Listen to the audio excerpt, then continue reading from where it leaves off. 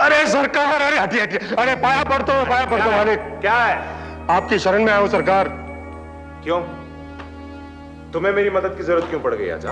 अरे सरकार, वो रज्जू भैया आया था, 24 घंटे की मोहलत दे गया, कह रहा था जमीन खाली नहीं की थी, मेरा। हाँ, तुम्हें मार डालेगा, है ना? लेकिन तुम तो अपनी हिफाजत खुद कर सकते हो। पुलिस वालों पर तो तुम्हें विश्वास नहीं है, यही कहा था ना तुमने? अरे सरकार, गलती हो गई, माफ कर दीजिए। सिर्फ माफी मांगने से काम नहीं चलेगा, तुम्हें रज्जू भैया के खिलाफ बयान देना होगा। अरे सरकार, आप जो कहेंगे मैं वही करूंगा। जो मैं कहूंगा वो नहीं, जो हुआ है वो कहना होगा तुम्हें। और एक बात याद रखो, अगर तुम अपनी जबान से फिर गए तो फिर मैं तुम्हारे लिए कुछ नहीं कर सकूंगा, समझे? अरे सरकार, मैं अपनी जबान से बिल्कुल नहीं फिरूंगा। आप चाहे तो बयान मुझसे लिखवा लीजिए। बैठो। सरकार, बयान लिखो इनका।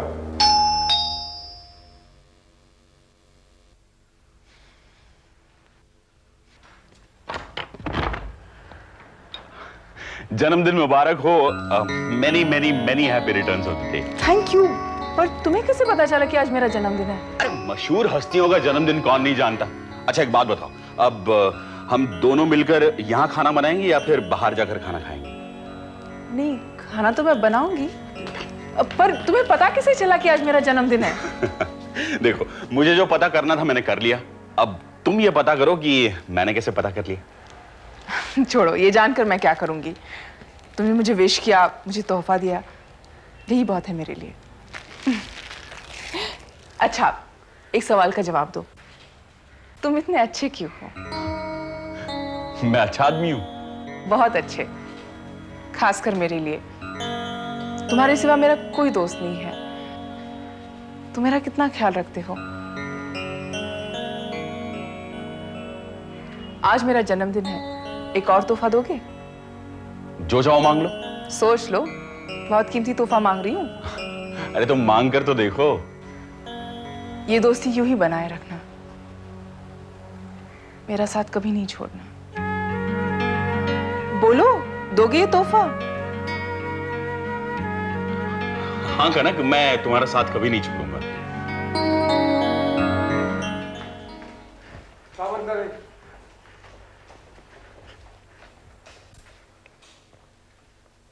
आप भी वही समाचार पढ़ रहे हैं जो हम पढ़कर आए हैं। आपसे कहा था ना सावधानी बरतिएगा, उसके बावजूद भी आप। अरे विश्वनाथ जी, आप जरा आराम से बैठिए। आराम से बैठने का समय गया। हमने आपको अपना उम्मीदवार चुना है और आप बेकार के धंधों में उलझे हुए हैं। अरे किसी को डराना, जान से मार डालने की धमकी देना, ये सब शोभा देता है आपको? अब ये मत कहिएगा कि ये अफवाहें आपके दुश्मनों ने फैला रखी हैं। आप खुद ही बोलते रहेंगे या हमें भी मौका देंगे कुछ कहने का? क्या कहना है आपको? मैं पूछता हूं, ये काशीनाथ कौन है? पुलिस में आपके खिलाफ बयान क्यों दिया उसने? क्या चक्कर है ये? काशीनाथ एक बदमाश किस्म का आदमी है जो हमारी जमीनों पर कब्जा करके बैठा हुआ है। भाई हमने उसको धमकाया नहीं, हमने एक आदमी को भेजा था कि उसके समझाओ हमारी जमीनें खाली कर दे। सहगल साहब, आप लोकसभा का चुनाव लड़ रहे हैं, एक मामूली से जमीन के टुकड़े के लिए आप इतना बखेड़ा खड़ा कर रहे हैं। अरे एक बार आप चुनाव जीत जाएंगे, ऐसी 10 जमीनें आप खरीद सकते हैं। वो अखबार का मालिक कौन है? चौहान, वो आपका दोस्त है। आप उससे कहिए कि फौरन बयान छापे कि ये सब झूठ है, बेबुनियाद है। फौरन इस मामले को दबाइए वरना अनर्थ हो जाएगा। ठीक है, हम इस मामले को अभी रफा दफा करते हैं। रज्जू, और रज्जू, इस काम के लिए आप रज्जू को भेजेंगे? अरे सहगल साहब, अपने आसपास सही ढंग के लोगों को रखिए, ऐसे लोगों से काम नहीं चलेगा।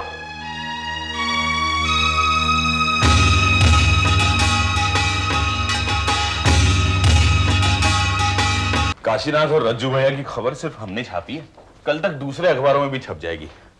चौहान साहब ने ये खबर छपने के बाद कोई हंगामा नहीं मचाया? कुछ कहा नहीं तुमसे अब तक? कहेंगे जरूर, मैं भी इसी बात का इंतजार कर रहा हूं। तुम्हें इस खबर का असर देखना है? पीछे मुड़कर देखो। नमस्कार जय बाबू। नमस्ते। नमस्कार। जी ये मिस कनक है, शर्मा जी की बेटी। अरे हाँ भाई, हम जानते हैं इनको, बल्कि हमने आपसे कहा था कोई हमारे लायक सेवा हो तो कहिएगा, आपने बताया ही नहीं। ऐसी कोई जरूरत ही नहीं पड़ी। भाई अगर जरूरत ना भी पड़े तो यूं ही मिलने चले आइए। चौहान साहब हैं कैबिन में? जी हाँ सहगल साहब, सुना है कि आप लोकसभा के इलेक्शन में खड़े हो रहे हैं, बधाई हो। अरे यूं बधाई देने से काम नहीं चलेगा, आपको हमारा ख्याल भी रखना पड़ेगा। हाँ जी हाँ। मिलिएगा कनक जी।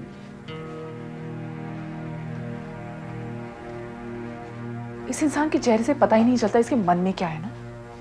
असली पॉलिटिशियन है ये। अगर अच्छा इंसान भी होता तो क्या कहने थे। इनके बारे में ऐसी राय क्यों है तुम्हारी? एक जर्नलिस्ट और पॉलिटिशियन का चोली दामन का साथ होता है। मैं इन्हें बरसों से जानता हूं। बड़े बड़े वादे किए थे आपने कि हमारा साथ देंगे, हमारी मदद करेंगे। सामने से गले मिलते हैं और पीठ पीछे वार करते हैं, यही दोस्ती है आपकी? इस खबर के बारे में मुझे कुछ भी नहीं पता था, ऑफिस आया तो मैंने पढ़ा। वाह, यानी आप वहां हैं जहां से आपको अपनी खबर नहीं आती। आपके अखबार में क्या छप रहा है ये आपको पता नहीं। चौहान साहब, भाई हमें इतना बेवकूफ तो मत समझिए। आपके साथ यही मुश्किल है सहगल साहब कि आप मेरा विश्वास नहीं करते। मैं सीधी बात भी करता हूं तो आप उसका उल्टा मतलब निकालते हैं। अरे कौन सी सीधी बात कही थी आपने? कह तो रहा हूं कि मुझे इस बात का इल्म ही नहीं था। अच्छा, मैं अब आपसे एक सवाल पूछता हूं, आप इन सब चक्करों में पड़ते ही क्यों हैं? क्या जरूरत थी अपने आदमियों को भेज के किसी को डराने धमकाने की? अरे वो कमबख्त काशीनाथ हमारी जमीन पर कब्जा कर ले और हम चुप बैठे रहे। चौहान साहब, ये वही जमीन है जहां आप और हम मिलकर फैक्ट्री बनाना चाह रहे थे। हाँ, पर इस समय जबकि आप इलेक्शन लड़ने जा रहे हैं, इस समय ये बखेड़ा खड़ा करने की क्या जरूरत थी आपको? हाँ भाई, ये गलती हमसे हो गई, हम मानते हैं। अब उसे ही सुधारने तो हम आपके पास आए। देखिए, आप हमारा एक बयान छापिए कि जो हमारे बारे में आपके अखबार में लिखा है वो सब गलत है। हमारे दुश्मनों ने हमें बदनाम करने के लिए अफवाह उड़ाई है। अरे सोच क्या रहे हैं चौहान साहब? अपने एडिटर को बुलाइए और कह दीजिए।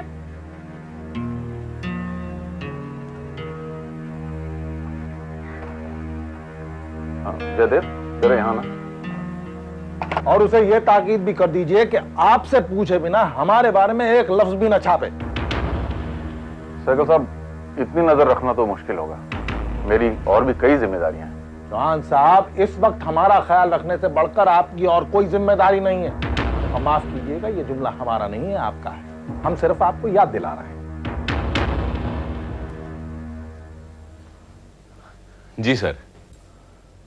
भाई सहगल साहब अपना बयान छपवाना चाहते हैं। वो जो खबर छपी थी उसके बारे में। वो खबर छपी नहीं थी, छापी गई थी। चौहान साहब, जय बाबू, कल के अखबार में आप खबर छाप दीजिए कि वो जो खबर आई थी वो गलत थी, हमें बदनाम करने की नाकाम कोशिश थी। बाकी उसके साथ हमारे बारे में 2 अच्छे शब्द लिख दीजिएगा। बाकी चौहान साहब आपको समझाई देंगे। जी मैं बिल्कुल समझ गया हूं, अब इनके समझाने की कोई जरूरत नहीं है। भाई बहुत खूब, आप जैसे ज़हीन और इंटेलेक्चुअल इंसान के कदरदान हैं हम। कभी घर में तशरीफ लाइए, कुछ लिटरेचर डिस्कस करेंगे, बैठकर खाएंगे पिएंगे। जी जरूर। गुड।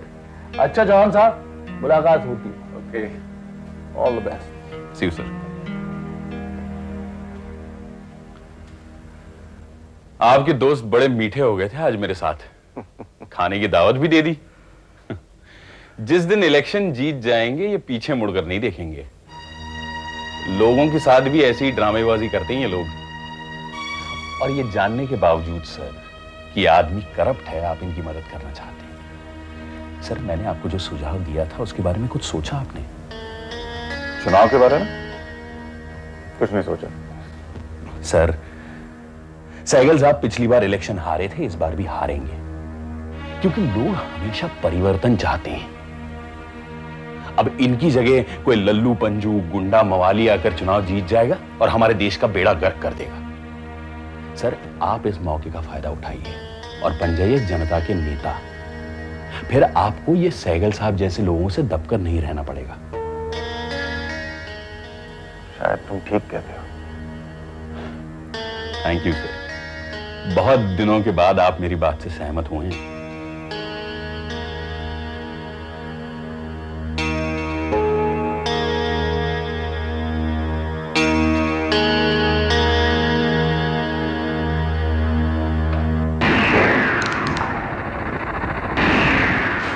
अरे रज्जू भैया। रज्जू भैया नहीं, तुम्हारी मौत के फरिश्ते हैं हम। तुमको 24 घंटे का टाइम दिया था ना, अब हमारा गलती नहीं, तुम्हारा टाइम पूरा हो गया। अरे तुम बार बार जान से मारने की धमकी क्यों देते हो भाई? मुझे खून खराबा पसंद नहीं है, मुझे नोट पसंद है। तुम नोट दे दो, मैं यहाँ से चले जाऊंगा। एक तो भूजा कौड़ी नहीं मिलेगा तुमको, समझे ना? जमीन तुम्हारे बाप का नहीं है, भाई जी का जमीन है जिस पर तुम कब्जा करके बैठे हो। भाई जी? कौन भाई जी? अच्छा अच्छा, सहगल साहब की बात कर रहे हो ना? इससे पूछ रहे हो जैसे कुछ जानते ही नहीं हो। जानता हूँ, सब जानता हूँ। तुम्हारे भाई जी को अच्छी तरह जानता हूँ। बहुत बड़े नेता है ना वो, जनता के सेवक। और उन्होंने किस गरीब की जमीन पर कब्जा किया था वो भी जानता हूँ।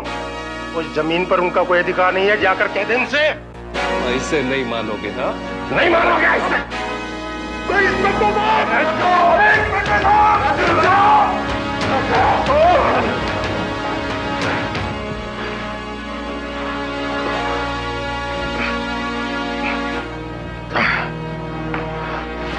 ले जाओ इसे। देखिए इंस्पेक्टर साहब,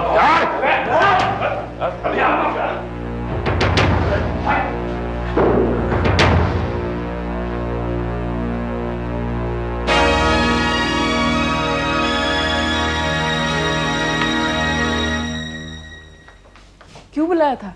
मुझे मशवरा देने के लिए, लेकिन मैं ही उन्हें मशवरा देकर आ गया। देखिए वो उस पर अमल करते हैं या नहीं। कैसा मशवरा? मैंने उनसे कहा कि वो इलेक्शन में खड़े हो जाएं। इलेक्शंस में?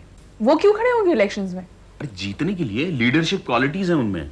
लीडरशिप क्वालिटीज तो तुम्हें भी है, तुम क्यों नहीं खड़े होते इलेक्शंस के लिए?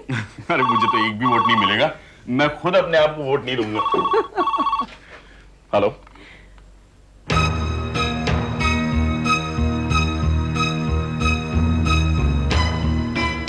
ठीक है, 1 घंटे में कनक के घर मिलते हैं। बाय। क्या हुआ?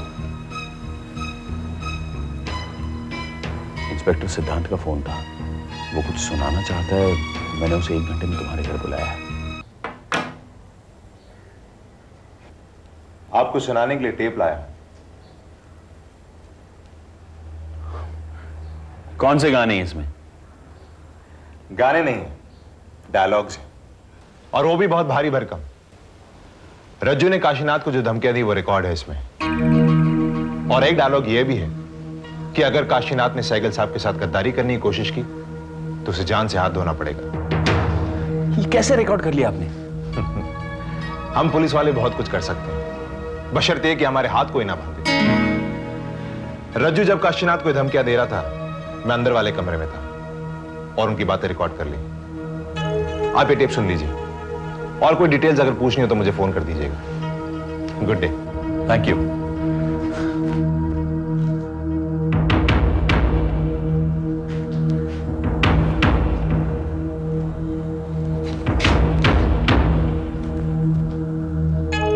टेप अभी सुनना है या बाद में? मुझे तो बड़ी बेचैनी हो रही है, अभी सुनेंगे। ओके। अरे वो बेवकूफ हमसे पूछे बगैर काशीनाथ के घर कैसे पहुंच गया? हम इस मामले को सुलझाने की कोशिश कर रहे हैं, विश्वनाथ जी को आश्वासन दे रहे हैं, चौहान साहब के आगे हाथ जोड़ रहे हैं कि भाई किसी तरह इस किस्से को खत्म करो। वो कमबख्त फिर उसे धमकाने पहुंच गया। अब उस पर बिगड़ने से क्या फायदा सहगल साहब? वो तो वही करता है जो आप चाहते हैं।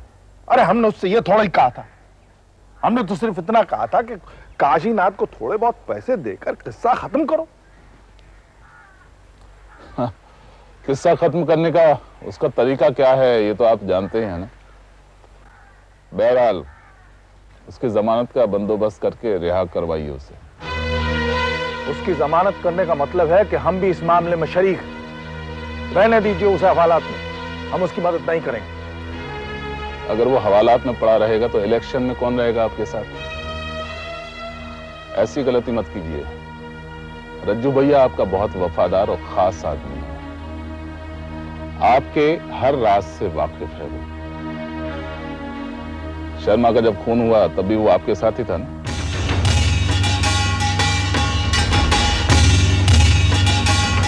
सहगल साहब जो सबसे नजदीक होते हैं वही सबसे खतरनाक भी साबित होते हैं। कभी ना कभी किसी के दबाव में आकर या हालात से मजबूर होकर सब कुछ उगल देते हैं। ऐसे लोगों को नाराज करके अपने से दूर मत धकेलिए। रज्जू भैया की रिहाई का बंदोबस्त कीजिए और वापस ले आइए उसे।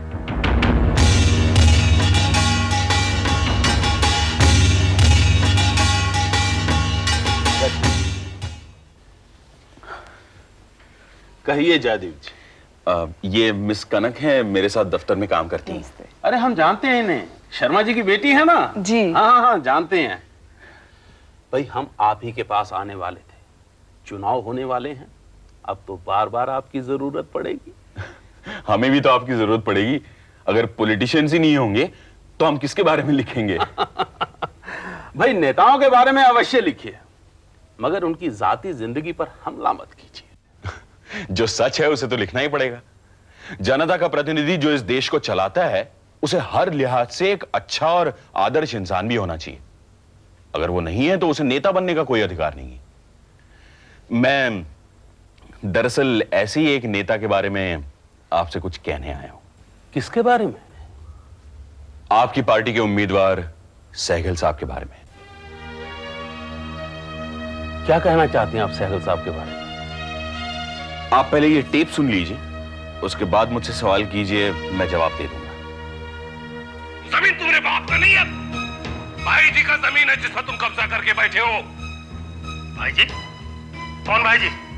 अच्छा सहगल साहब की बात कर रहे हो ना? इससे पूछ रहे हो जैसे कुछ जानते ही नहीं हो। हाँ? जानता हूं, सब जानता हूं। तुम्हारे भाई जी को अच्छी तरह जानता हूं। बहुत बड़े नेता है ना वो, जनता के सेवक। और उन्होंने किस गरीब की जमीन पर कब्जा किया था वो भी जानता हूं। उस जमीन पर उनका कोई अधिकार नहीं है, जाकर कह दें इनसे। ऐसे नहीं मानोगे? हाँ, ये किसकी आवाज है? सहगल साहब के खास आदमी रज्जू भैया।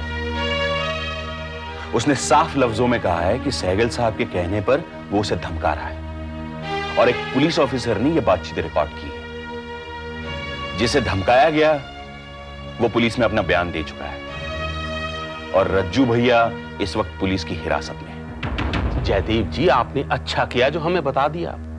पार्टी हाई कमांड को जब ये बात का पता चलेगा तो हमारी तो गर्दन ही काट देंगे कि हमने ऐसे आदमी को उम्मीदवार के लिए क्यों चुना। आप सिर्फ अपने और पार्टी के बारे में सोच रहे हैं। जिस दिन जनता को इस बात का पता चलेगा उस दिन पार्टी की कितनी बदनामी होगी ये भी तो सोचिए। देखिए, मेरी सहगल साहब से कोई जाती दुश्मनी नहीं। हो सकता है वो चुनाव जीत भी जाएं, लेकिन वो जनता के नेता होने के लायक हरगिज नहीं है। लेकिन हमारे लिए तो समस्या खड़ी हो गई। अब इस समय उनसे बेहतर, हमारा मतलब उनसे ज्यादा ताकतवर उम्मीदवार इस क्षेत्र में और कोई नहीं है। कितने अफसोस की बात है कि आप लोग उम्मीदवार की काबिलियत नहीं उसकी ताकत को देखते हैं।